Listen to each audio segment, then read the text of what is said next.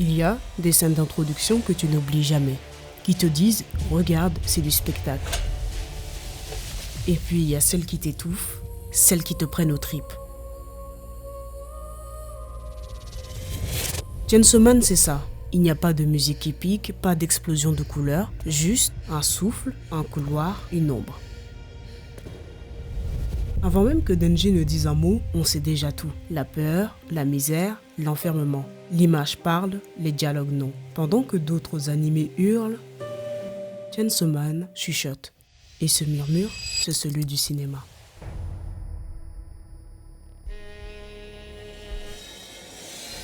Aujourd'hui, on ne va pas juste regarder Chainsaw Man, mais on va le décortiquer image par image, son par son, et comprendre comment on nous raconte une histoire sans dire un mot, l'histoire d'un garçon prisonnier dont le rêve semble impossible.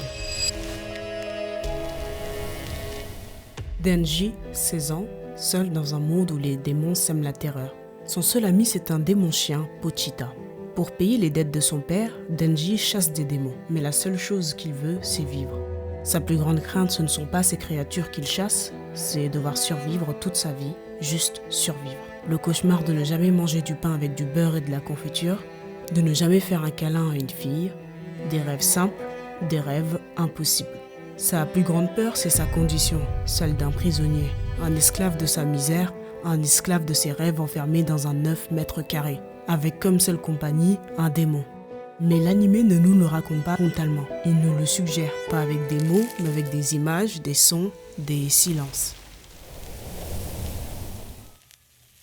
La scène commence dans le noir, pas d'image, pas de lumière, juste le noir. Et cela pendant à peine une seconde. La première chose qui nous interpelle, ce n'est pas l'image, mais le son. Une respiration qui nous est lointaine, un souffle lourd, fatigué. On ne voit pas Denji, on l'entend juste respirer. Par exemple, dans Demon Slayer, on a ce même style d'introduction, mais avec de la musique, et cela n'en fait pas moins une très bonne exposition. Au cinéma, on appelle ça une musique extra-diégétique. Elle n'existe pas dans l'univers du personnage, c'est une musique que seul le spectateur entend. Et elle est là pour nous dire quoi ressentir généralement. Chainsaw Man refuse ça, pas d'orchestre pour nous accompagner, juste un corps fatigué. Il refuse la musique facile. Ici, le silence n'est pas une absence, mais une présence. Comme dans No Country for Old Men des frères Coen, où le silence devient roi et où la tension naît de ce que l'on n'entend pas. Dans Chainsaw Man, c'est le cas. Le mutisme est oppressant, il est lourd, il pèse sur Denji comme il pèse sur nous. Ce silence est la première caractérisation de l'enfermement. On est comme coincé dans le corps souffrant de Denji, dans sa survie. On nous force à écouter la misère.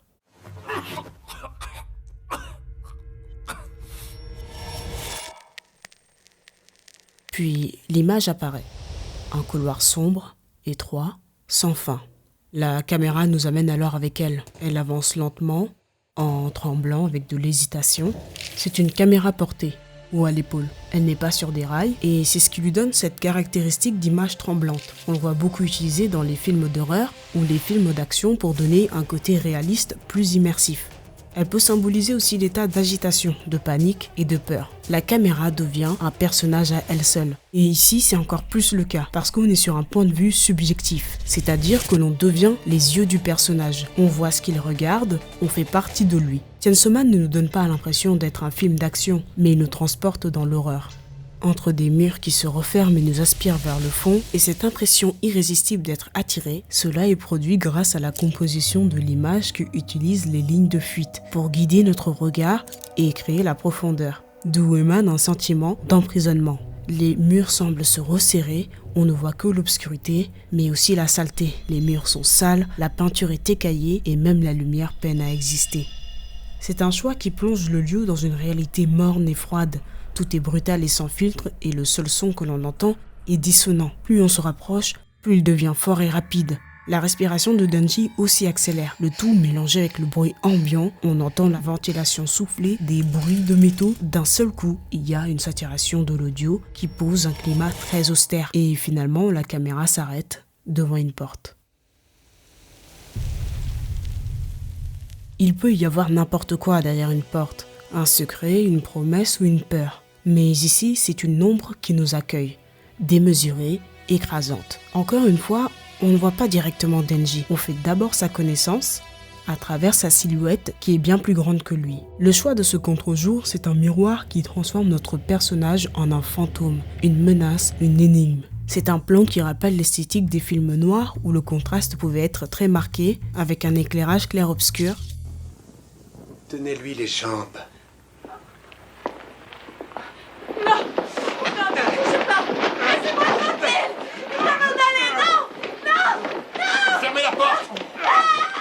La réalité, c'est que Denji est petit et frêle, mais son soi intérieur est monstrueux. Et cela peut symboliser son véritable combat. Son pire ennemi, c'est lui. Il porte en lui quelque chose qui l'écrase. Et puis, il y a ce mouvement de caméra. Un travelling vertical qui descend lentement vers la main qui se pose sur la poignée. C'est un mouvement hésitant, comme si on ne voulait pas voir ce qu'il y a derrière cette porte. Mais on n'a pas le choix. Denji doit entrer et nous, on doit le suivre. On ouvre les yeux avec lui. Et ce n'est pas une délivrance. C'est un autre cauchemar, celui de la réalité. On est dans un 9 mètres carrés, il y a des pneus, des déchets, un lieu insalubre où l'on peine à respirer. C'est ici que Denji vit.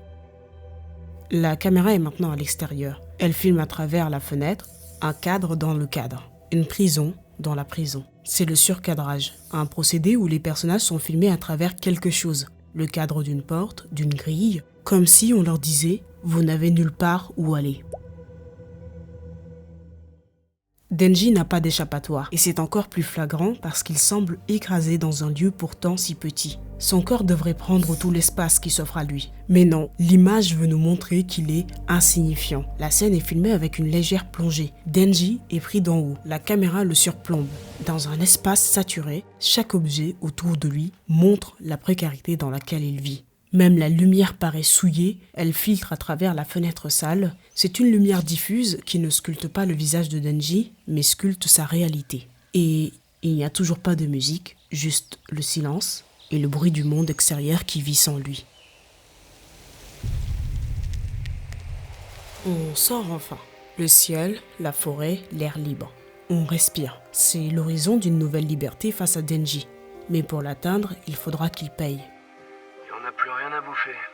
Ça va être dur de tenir ce mois-ci. On le suit à travers la forêt grâce à un travelling latéral, lisse et contrôlé, pas comme lorsqu'il se dirigeait vers la porte. Voilà, on l'accompagne paisiblement et ça en est presque réconfortant. Et pourtant, le monde autour de lui n'est pas lumineux, chaleureux. La forêt est extrêmement sombre, le ciel est gris de nuages, il est figé et sans horizon. Il n'y a rien à espérer. Et là encore, Denji figure comme un objet insignifiant. On l'a sorti de son 9 mètres carrés, mais il n'en ressort pas plus imposant, plus grand.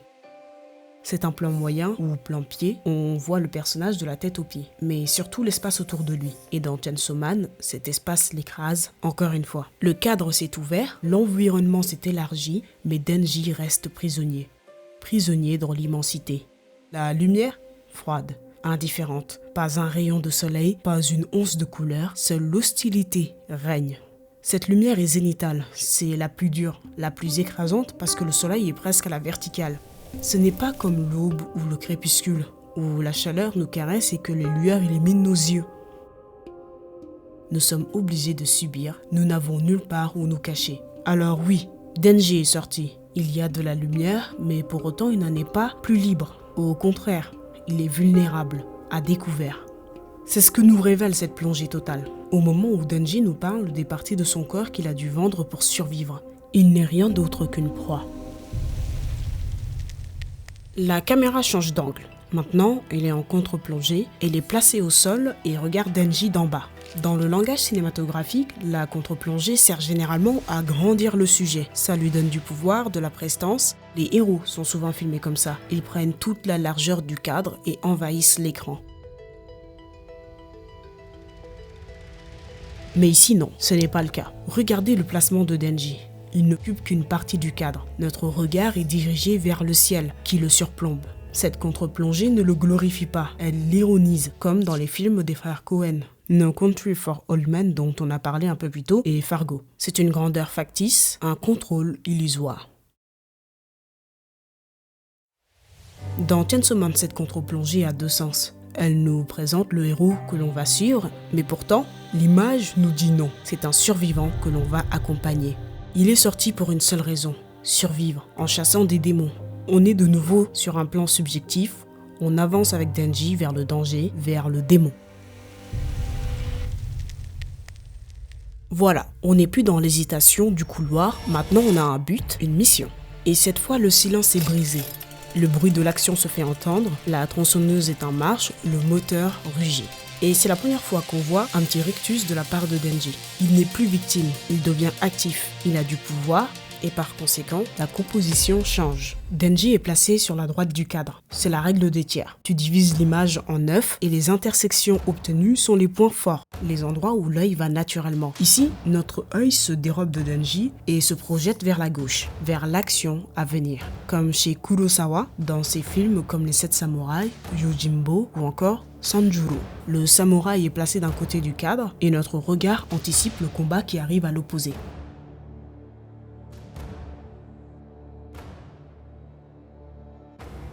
Ici, avec Denji, on a enfin l'impression qu'il contrôle quelque chose. Il a une arme, un objectif, mais est-ce vraiment du contrôle ou juste une autre forme d'enfermement? Parce que ce job, il ne le fait pas pour lui, mais pour rembourser les dettes de son père. Il chasse pour ne pas faire de son corps une proie. C'est donc ça sa liberté? Libre de risquer sa vie pour quelques yens, libre de survivre sans vivre? Sa liberté, c'est juste une plus grande cage. Tu nous appartiens, à la vie et à la mort, Denji. Ensuite, notre attention se dirige vers le démon tomate, avec plein de yeux partout, qui d'un seul coup se concentre sur nous. Un regard caméra. Le quatrième mur, cette frontière entre le personnage et nous vient d'être brisée. Tout d'un coup, on est inclus dans l'action. Nous ne sommes plus des spectateurs, mais des témoins en position de voyeurisme. Le monstre nous juge en quelque sorte, parce que l'on est simplement assis là à regarder la misère d'une personne. Et cette tomate est prête à nous sauter dessus. On est jugé au même niveau que Denji, peu importe qui nous sommes, le même sort nous attend. Sachez-le, le regard caméra, c'est rare. C'est un procédé qui sort le spectateur de sa zone de contemplation, de sa zone de sécurité, et si c'est mal fait, vous perdez l'audience. Mais quand c'est réussi, bam, on fait partie de l'univers, on devient personnage. Deadpool, l'anti-héros par excellence, s'adresse directement à nous. Tout au long du film, il nous parle, et c'est ce qui en fait le charme, et qui nous attache à lui. Un autre regard caméra qui est exceptionnel, c'est celui de Robert De Niro. Dans Il était une fois en Amérique, juste un sourire, un regard et le résultat c'est le plein d'émotions. Vous n'avez pas besoin de voir le film pour ressentir ce qui se passe ici.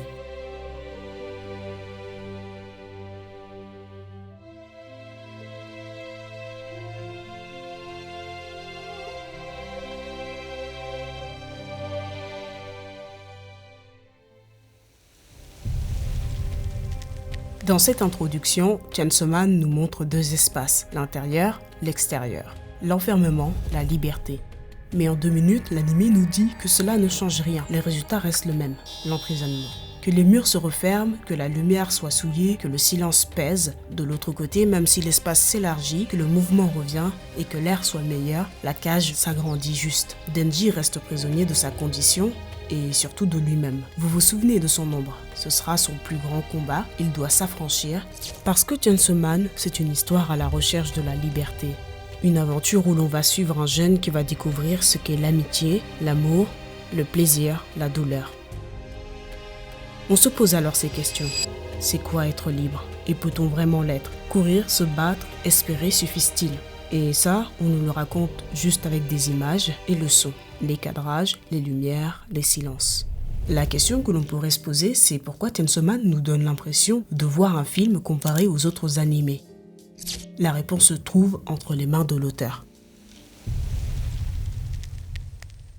Tatsuki Fujimoto, c'est l'auteur de Chainsaw Man, un mangaka différent. Il ne dessine pas comme les autres. Il cadre comme un réalisateur. Regardez ses planches. Le cadrage, les angles de vue, son utilisation du noir et blanc. Il dessine comme s'il filmait. Ce sont des plans qui n'attendent qu'à être animés, des gros plans oppressants, des contre-jours.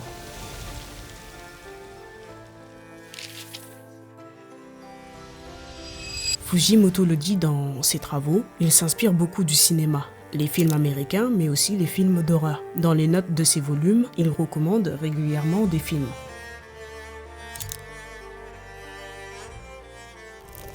ネットフリックス版の呪音最高で、言ってたね。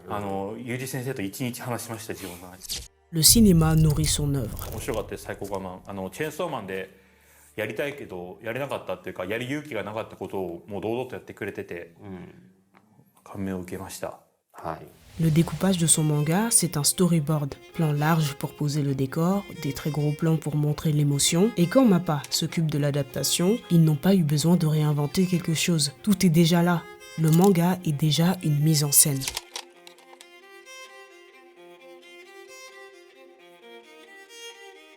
Chainsaw Man n'est pas un manga adapté en film. C'est un film qui a d'abord été dessiné. Et le résultat, on a un animé qui se démarque. Un animé qui ne te dit pas quoi ressentir, mais qui te laisse le ressentir.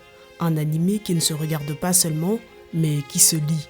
Et c'est pour ça que Chainsaw Man fait partie des rares mangas qui doivent être adaptés en film, et non en épisode hebdomadaire. Le choix d'en faire un film au cinéma fait partie des meilleurs choix à faire. Tu tires le plein potentiel de Tatsuki Fujimoto, qui a réfléchi son manga comme un film, et qui raconte son histoire comme on raconte au cinéma.